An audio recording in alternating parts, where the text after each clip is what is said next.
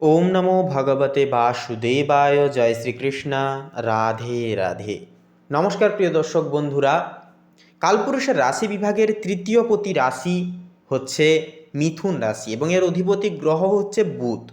তো বন্ধুরা, এই মিথুন রাশি তথা মিথুন লগ্ন অনুসারে এই চলরত জানুয়ারি মাসের 15 তারিখ থেকে শুরু করে ফেব্রুয়ারি মাসের 15 তারিখ, এই যে সচিব সময়কালটি অর্থাৎ এই জানুয়ারি মাসের হাপেলি থেকে ফেব্রুয়ারি মাসের হাপেলি, এই সময়টাতে কিন্তু আপনাদের সপ্তম ঘরে চতুর্গ্রহী যোগ সৃষ্টি হচ্ছে। কারণ আপনাদের সপ্তম ঘরে কিন্তু সূর্য, মঙ্গল, বুধ সহ শুক্রের অর্থাৎ এই 4টি গ্রহের যোগ সম্মেলন কিন্তু থাকছে, একই ঘরে অবস্থান করছে, যার কারণে চতুর্গ্রহী যোগ সৃষ্টি হচ্ছে।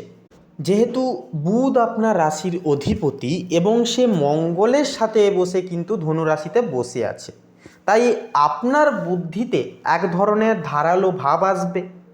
পাশাপাশি শনি যেখানে কাজে দেরি করাবে, সেখানে মঙ্গল আপনাকে কিন্তু অসম্ভব শক্তি যোগাবে। সেই কাজ যার কারণে দ্রুত শেষ করার একটা প্রবণতা বাড়বে। সূর্য বুধের বৌদ্ধাদিত্য যোগ আপনার ব্যবসায়িক একটা যে বুদ্ধি, সেই বুদ্ধিদীপ্তকে কিন্তু প্রজ্বলিত করবে তথা বাড়িয়ে দেবে। আপনার সপ্তমপতি বৃহস্পতি বক্রী অবস্থায় আপনার নিজের রাশিতে বসে থাকায় পুরনো কোনো ব্যবসায়িক চুক্তি বা চাকরির প্রস্তাব আবারও কিন্তু ফিরে আসতে পারে। কর্মক্ষেত্রে আপনার প্রভাব, নেতৃত্ব অনেকটাই কিন্তু বৃদ্ধি পাবে। তবে মঙ্গলের প্রভাবে সহকর্মীদের সাথে তর্কে অহেতুকভাবে জড়াবেন না, কারণ মঙ্গল হচ্ছে একটা উগ্র গ্রহ যা আপনাদের মধ্যে একটা উত্তেজনা ভাব সৃষ্টি করতে পারে। কারণ শনি দশম ঘরে থাকছে, যা থাকায় আপনাদের করা কোনো ভুল মন্তব্যের ফল দীর্ঘস্থায়ী কিন্তু হতে পারে। তাই এই বিষয়ে একটুকু মাথা খাটিয়ে চলবেন। এরপরের যে বিষয়টি হচ্ছে আপনার রাশির সাপেক্ষে তৃতীয়ভাবে অর্থাৎ সিংহ রাশিতে কিন্তু মেন কথা এখানে কেতু অবস্থান করছে। তো সেক্ষেত্রে কেতু অবস্থান করায় তৃতীয় ভাব হলো কি পরাক্রম এবং ছোট ভাই বোনদের স্থান। কেতু এখানে অবস্থান কারণে আপনার মনে হতে পারে যে আপনি যথেষ্ট গুরুত্ব পাচ্ছেন না পরিবারের কারোর কাছ থেকে, বা ভাই বোনদের সাথে কোনো কারণে দূরত্ব তৈরি হচ্ছে ধীরে ধীরে একটা। কিন্তু ঠিক এই সমস্যাটি নিয়ন্ত্রণে আনতে সাহায্য করছে আপনার নবমভাবে অবস্থান কুম্ভ রাশিতে বসে থাকা রাহু। রাহু নবমভাবে থাকায় আপনার ভাগ্যকে এক অদ্ভুত মোড় দেবে। কেতু যেখানে আপনাকে সমাজ ও পরিবার থেকে বিচ্ছিন্ন করতে চাইবে, রাহু সেখানে আপনাকে নতুন কোনো বিদেশি যোগাযোগ বা আধুনিক চিন্তাধারার মাধ্যমে পরিবারের সাথে যুক্ত রাখবে। আপনার নিজ রাশিতে অর্থাৎ প্রথমভাবে কিন্তু বক্রী বৃহস্পতি অবস্থান করছে, অর্থাৎ বক্রীভাবে বৃহস্পতি গোচর করছে, যা করায় আপনার আত্মিক শক্তি অনেকটাই কিন্তু বৃদ্ধি পাবে। যদি কেতুর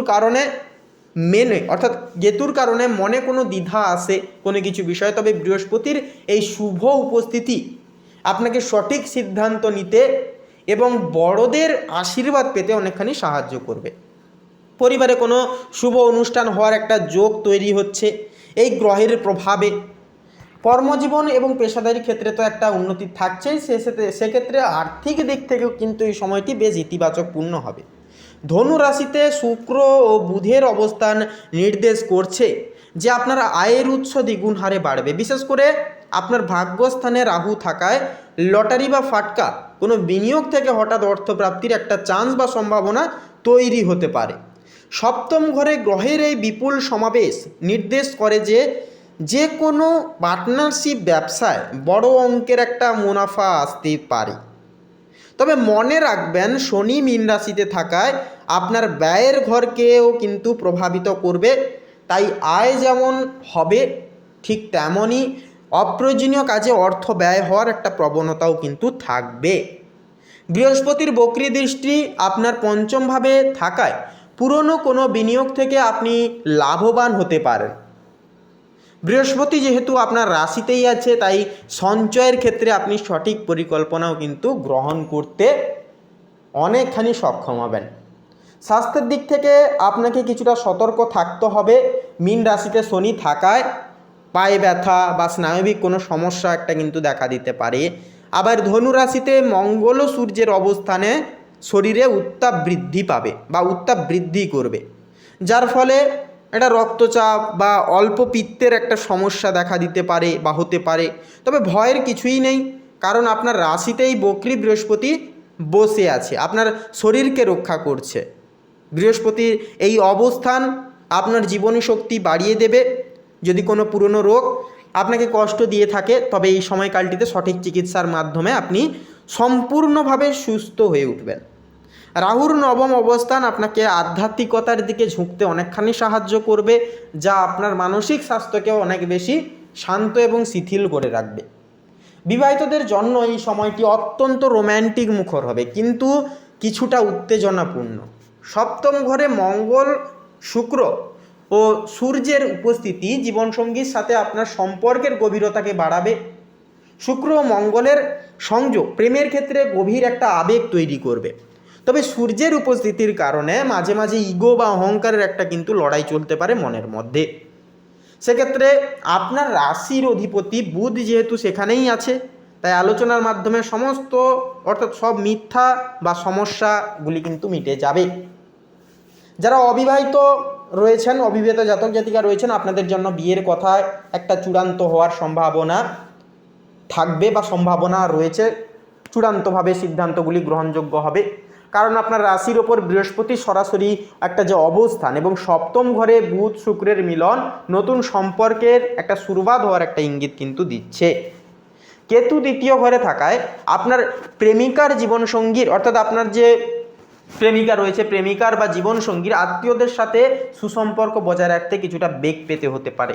নানান দিকে আপনাদেরকে ম্যানেজ করে চলতে হবে, আপনাদেরকে কিছু ইমপ্রেশন জোগানোর জন্য কিছু করে দেখাতে হবে।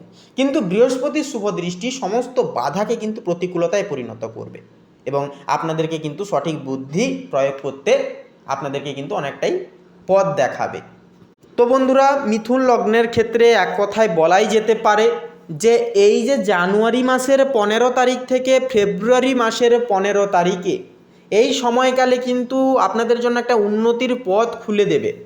তবে শনির ধীর গতিকে সম্মান করতে শিখুন, তাড়াহুড়ো না করে বৃহস্পতির জ্ঞানের উপর ভরসা রাখুন। আপনার রাশির অধিপতি যেহেতু বুধ ধনু রাশিতে মঙ্গলের সাথে আছে, তাই প্রতিদিন গণেশ স্তোত্র পাঠ করুন এবং বুধবার কোনো ছোট্ট শিশুকে সবুজ রঙের কিছু উপহার দিন। এতে কর্মক্ষেত্রে আপনাদের বাধা বিপত্তি দূর হবে এবং আপনি নিশ্চিত স্বরূপ একটা পরিবর্তন লক্ষ্য করতে পারবেন। গ্রহ নক্ষত্রের স্থিতিশীলতা জীবনে কিন্তু পেয়ে উঠতে পারবেন বা পেয়ে যেতে পারবেন। তো বন্ধুরা, আজকের এই পর্বটি ভালো লাগলে অবশ্যই একটি লাইক করবেন। কমেন্টে অবশ্যই আপনারা লিখে যাবেন ভক্তি ভরে হর হর মহাদেব, জয় সংকট নাশক বাবা হনুমানজির জয় অবশ্যই লিখে যাবেন।